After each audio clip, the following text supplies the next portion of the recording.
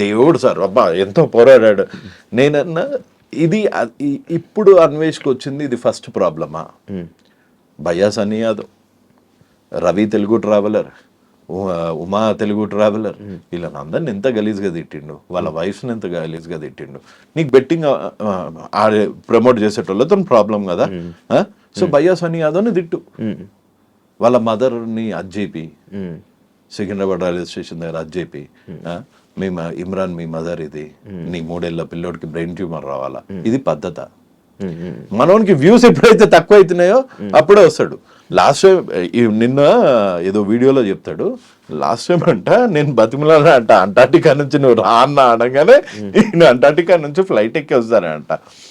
అప్పుడు ఏమని చెప్పిండంటే ఈ ఎదవల్ సారీలో పచ్చిగా ఏం చెప్పిండు తెలుసా మనోడు, ఈ బెట్టింగ్ ప్రమోట్ చేసే వాళ్ళకు ఒక్కొక్కడి మొడకి దండం పెట్టి దండేయాలండి, ఇది భారతదేశం చెత్త అండి, ఈ చెత్తనంతా తీసేస్తున్నారండి, వీళ్ళు ఒక స్వాతంత్ర సమరయోధులండి, ఈ చెత్తనా కొడుకులు ఈడు బెట్టింగ్ యాప్ ప్రమోట్ చేయకపోతే ఇంకోటి చూసి బెట్టింగ్ ఆడటానికే పుట్టిన ముండా కొడుకులు అండి, వీళ్ళు చచ్చిపోతారండి, వీళ్ళు చచ్చిపోవాలండి అన్నాడు.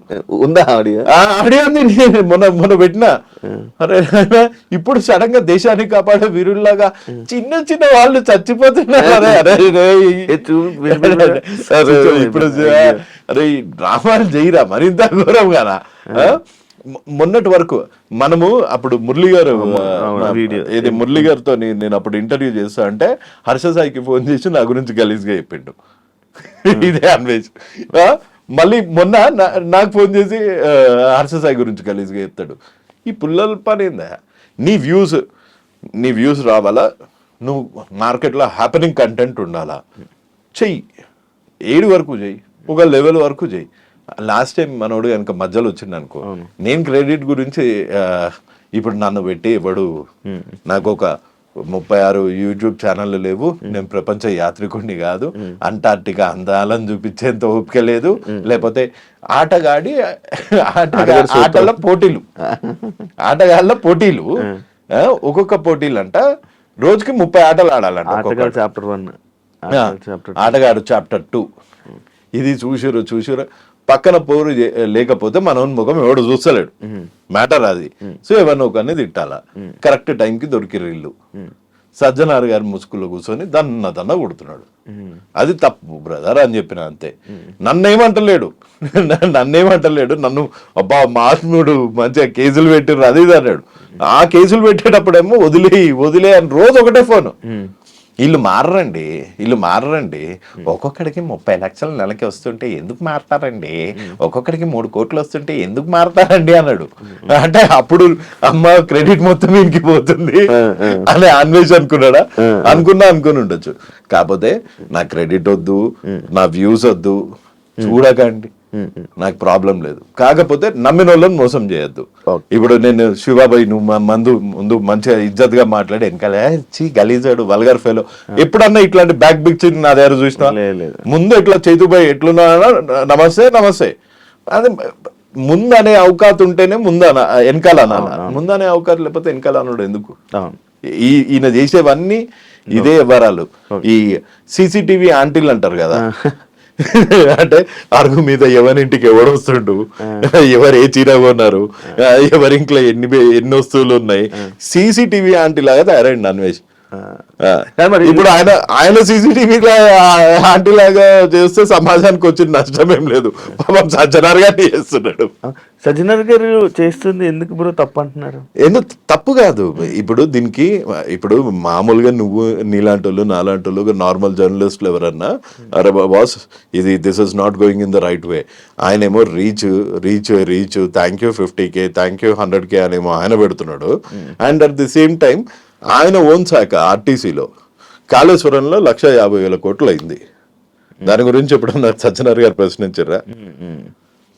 నాకు అవినీతి ఎక్కడ కావట్లేదా? APSRTCలో 200 కోట్లు అవినీతి అయిందని అక్కడ ఎంప్లాయీస్ స్ట్రైక్ మీద ఉన్నారు. దాన్ని అడ్రస్ చేయన్నా, అది వదిలేసి ఈ పిల్ల యూట్యూబ్ ఛానల్ మొన్న కూడా చూసిన కొంతమందికి ధమాక్ ఉందనుకుంటారో లేదో అనుకుంటారు. ఈ రీతు చౌదరి అనుకుంటా అమ్మాయి పేరు, రీతు చౌదరి అంటే 600 కోట్ల భూ స్కామ్ అంట 700 700 కోట్ల 700 మన పిల్ల చూస్తామంటే పాపము యాంకరింగ్ చేసుకుంటా లత్తు వీడియోలు చేస్తుంటది, బెట్టింగ్ యాప్స్ కూడా ప్రమోట్ చేస్తుంది. ఇప్పుడు సత్య శ్రీ సత్య ఆ అమ్మాయిని అడిగినట్టున్నావు కదా క్వశ్చన్, ఓ బెట్టింగ్ యాప్స్ వాళ్ళకి మస్తు పైసలు వస్తాయంట కదా, ఇట్లా రవి అనేటోడు వీడియోలు పెడుతుంట, ఆమెకు 10,000 ఇచ్చిర్రట, 10,000 20,000 ఇచ్చారట యాక్టివిటీ, లేకపోతే ₹1,00,000 ఇచ్చారు. సో అట్లా ఒక్కొక్కళ్ళ లెవెల్ బట్టి ఒక్కొక్కళ్ళకి ఇస్తారు, కోట్లేం కాదు, లక్షలు, డీసెంట్ మనీ ఇస్తున్నారు. కానీ పెద్ద వాళ్ళని పట్టుకోవాలి కదా, మంచులక్ష్మి గారిని పట్టుకోవాలా, అల్లు అరవింద్ ని పట్టుకోవాలా, సోను సూద్ ని పట్టుకోవాలా, బాలానందరిని వదిలేసి బచాల మీద వెనకాల ఆపియాలి కదా, యాప్లు ఆపాలా. పరీ మ్యాచ్ 1x బెట్టు, 2x బెట్టు, 3x బెట్టు, ఇండ్ బెట్టు, డఫా బెట్టు, డుఫా బెట్టు, లోటస్ 360, 460, 560. ఒకప్పుడు ఈ యాప్స్ మన తెలంగాణ ఆంధ్రాలో ఓపెన్ అయ్యేవి కాదు, మనీ కాకపోతే ఏం చేస్తున్నారంటే ఇప్పుడు ఈ బెట్టింగ్ యాప్స్ అన్ని ఇక్కడ ఇండియన్ రిజిస్టర్డ్ కాదు. సో ఇవన్నీ కుర్సావో రిజిస్టర్డ్, కుర్సావో, మాల్టా, వర్జిన్ ఐలాండ్స్, ఈ 3 ప్లేసెస్ అంటే వరల్డ్ లో మోస్ట్ నోటోరియల్ ప్లేసెస్ అనమాట ఇవి. ఇది కుర్సావో కానీ, మాల్టా కానీ, వర్జిన్ ఐలాండ్స్ కానీ, ఇక్కడ ఈ యాప్స్ పెట్టి ఇవి మీకు జీబీపీ ఎలా ఉండదు ఇందులో, నువ్వు పౌండ్ వేయడానికి ఉండదు, డాలర్ వేయడానికి ఉండదు. ఒకప్పుడు టెర్రరిజం అన్నది ఎట్లుంటుండే అంటే ఇక్కడికి వచ్చి ఏ ట్రైన్ స్టేషన్లను, ఏ గేట్వే ఆఫ్ ఇండియాలో బాంబు పెట్టేడుతుండే. ఇప్పుడు అది కాదు, ఇది జోబులో పెడతాడు అనమాట, మన మొబైల్లోనే బెట్టింగ్ యాప్ అని ఒక బాంబు పెడతాడు. దీన్ని ట్రాయ్ దృష్టి నుంచి మళ్ళిస్తారు. ట్రాయ్ అంటే టెలిఫోన్ రెగ్యులేటరీ ఆఫ్ ఇండియా, అక్కడ నుంచి చేసి నెట్వర్క్ లో నువ్వు ఒక సైట్ బ్లాక్ చేస్తే ఇంకోటి క్లోన్ అయిపోయి నెక్స్ట్ మినిట్ అవైలబుల్ ఉంటుంది. నీ యూజర్ డేటా ప్రతి ఒక్కటి అది ఉంటుంది, followed by loan apps. So తప్పించుకోలేడు అన్లెస్ మనుషులకి కంట్రోల్ ఉంటాయి. కానీ ఇది ఎవరు చేయాలి? గవర్నమెంట్ బ్యాన్ చేయాలి. గవర్నమెంట్ బ్యాన్ చేసింది. సో ఇప్పుడు అధికారులకి చట్టాలు ఉండాలి. చట్టాలు ఎట్లా వస్తాయి? మన ఇండియా లాంటి కంట్రీలో చట్టాలు ఎట్లా వస్తాయి? బెట్టింగ్ యాప్స్, క్రిప్టో ఫ్రాడ్ అని మొన్న హైదరాబాద్ లో ఒక నాకు తెలిసి కనీసం ఒక 1,000 కోట్ల స్కామ్ అయింది. క్రిప్టో అందరికి వ్యాలెట్లలో నేను ఇంత సంపాదించాను అంత సంపాదించుకున్నాను అన్నారు, బూడిదే, ఏం కాలే అక్కడ. సో క్రిప్టో ఏమైంది? వర్స్ట్ అయిపోయింది. సో క్రిప్టో పెద్ద క్రిప్టో స్కామ్ ని ఎవరు ఎక్స్పోజ్ చేయలేకపోయారు. సో ఏ స్కామ్ అన్నా, చీటింగ్ స్కామ్ అన్నా, ఏ స్కామ్ అన్నా ఇండియాలో ఎట్లా అంటే దాన్ని ముందు దానికి తగిన సెక్షన్స్, దాని మీద చట్టం చేయాలి. సో చట్టం చేయాలంటే పొలిటీషియన్స్ చేయాలి అంటే ఎక్కడి నుంచి చేస్తారు? వాళ్ళకందరికి ఈ బెట్టింగ్ యాప్స్ నుంచి డబ్బులు వస్తుంటే వాళ్ళు ఎందుకు చేస్తారు చట్టాలు? ఒకప్పుడు స్టార్టింగ్ లో యువసామ్రాట్ హర్ష సాయి మించిన క్రిమినల్ లేడా అని చెప్పిన నేను చెప్పలేదు, అప్పుడు నేనేమనలేదు. ఇప్పుడు మారిపోయింది హర్ష సాయి, ఇప్పుడు హర్ష సాయి సాయిబాబా అయిపోయాడు అని నేను చెప్తలే. ఎందుకు సడన్ గా కలిసిపోయాడు, ఫేవర్ అయిపోయాడు, రూట్ మార్చేసాడు, తీసుకున్నాడా? అదే నీకు చెప్తున్నా అన్న. ఇప్పుడు శివాబాయ్ నువ్వు నేను బెట్టింగ్ యాప్స్ ప్రమోట్ చేస్తున్నా, నీకు బెట్టింగ్ యాప్స్ ప్రమోట్ చేయకు బ్రో, నీకు కొంచెం దాని మీద కొంచెం ఐడియా వచ్చింది, నువ్వు ఫైట్ చేస్తున్నావు. నువ్వెవరో నాకు తెలియనప్పుడు, నేనెవరో నీకు తెలియనప్పుడు మన ఇద్దరం కొట్లాడుకుంటాం. ఒక ఫైన్ డే సరే శివబాయ్ నీ ప్రాబ్లం బెట్టింగ్ యాప్స్ కదా, నేను ఇంకా బెట్టింగ్ యాప్స్ ప్రమోట్ చేయను అంటావు. చెప్తే నువ్వేమంటావు? అయినా నేను నిన్ను వదిలేయ్యా, అయినా నేను నిన్ను ట్రోల్ చేస్తూనే ఉంటా, నా రీచ్ వచ్చేంత వరకు నిన్ను ట్రోల్ చేస్తా, నువ్వు నాశనం అయిపోయినంత వరకు నేను ట్రోల్ చేస్తా అంటావా?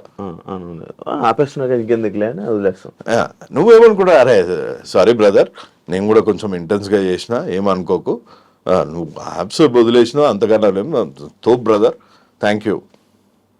అవును బ్రదర్, నువ్వు మస్తు మందికి హెల్ప్ చేస్తుంటావు కదా, మా ఇంటి దగ్గర ఓ పిల్లోడు ఉన్నాడు, వాళ్ళ వైఫ్కి క్యాన్సర్ వచ్చింది, ఏమైనా హెల్ప్ చేస్తావు అంట. వచ్చి నా ముందే ఇచ్చాడు 3 లక్షలు. అప్పుడు నేనేమనాలా? లేదు, యూఆర్ ఏ చీటర్, నువ్వు చేస్తారని అన్న నేను చంపుతా అంటే అసలు అది మనిషి లక్షణం. అదే మాకు ఐడియాలజీ డిఫరెన్స్. సో ఇప్పుడు ఆడ్లో ఏమన్నా బెట్టింగ్ యాప్ ఉందా? లేదు. మరి నాకు ఇంకేం ప్రాబ్లం ఉంటుంది? హర్ష సార్ ఎందుకు కలిసారు మీరు? అందుకే కలిసా చెప్పినా కదా మా మా ఇంటి దగ్గర ఓ పిల్లోడు ఉంటే ఆ పిల్లోనికి వాళ్ళ వైఫ్ కి ఒక్కొక్క ఇంజెక్షన్ 38,000 అయింది. అట్లా 18 ఇంజెక్షన్స్ ఇవ్వాలి. పాపం మొత్తం లాస్ అయిపోయిండు. 10 రూపీస్ ఇంట్రెస్ట్ కి బయటకు తెచ్చుకుంటు. అన్న ఏమన్నా చేస్తున్నాను కటింగ్ చేస్తా అన్నాడు. వీళ్ళే కదా అప్పుడు మీ మీద నిందేశారు ఇలాంటి అంటే హెల్ప్ అని చెప్పి వీళ్ళని తీసుకుని వచ్చి డబ్బులు యువ సామ్రాట్ నొక్కేస్తున్నాడు అని చెప్పి అప్పట్లో ఇమ్రాన్ది మీది హర్ష సాయిది అప్పుడు అయింది ఇదే కదా టాపిక్. ఎవరికి హెల్ప్ చేస్తానని చెప్పి డబ్బులు హెల్ప్ చేస్తా అని చెప్పి కాదు, ఇట్లా అప్పట్లో వీళ్ళని బాగా కార్నర్ చేసిన కదా ఈ బెట్టింగ్ యాప్స్ దానికి. సో ఎక్స్టార్షన్ బ్లాక్ మెయిల్ చేస్తున్నాడు, ఇది ఆపమని, ఈయనెవరు ఈయన పోలీసా అది ఇది అన్నారు. అదే డబ్బులు ఏం టాపిక్ రాలే అక్కడ. మన TV5 లో వచ్చినప్పుడు ఇప్పుడు ఇవి రెండు. అప్పుడు TV5 ఏంటి, ఇది పర్సనల్ గ్రడ్జ్ టైటిల్. ఇవాళ TV5 లో ఏమొస్తుంది, దీనికి వస్తుంది బెట్టింగ్. మూర్తి లైవ్ లో బయటపడ్డ నిజం. ఈ టైటిల్ ఇప్పటికీ యూట్యూబ్ లో లేకపోతే ఆ లెఫ్ట్ లెగ్ స్లిప్పర్ తో కొట్టాను నాను. అప్పుడు TV5 లో ఏమొచ్చింది, హర్ష సాయి ఇమ్రాన్ ఇంటర్వ్యూ, నాది ఇంటర్వ్యూ వచ్చినప్పుడు నేనేమో ఆడ సన్నీ కటింగ్ షాప్ లో ఉన్నా. లైవ్ లో ఆయన ఎడిటర్ గా ఇది ప్లీజ్ ఈ రెండు అయితే మటుకు ప్లీజ్ అయ్యి జనాలకు నిజం తెలవాలా. లైవ్ లో బయటపడ్డ నిజం, ఇది పర్సనల్ గ్రడ్జ్. అప్పుడు ఈ 2 రోజుల్లో నువ్వు చూడు TV5 లో జైల్లో కేటుగాళ్ళు.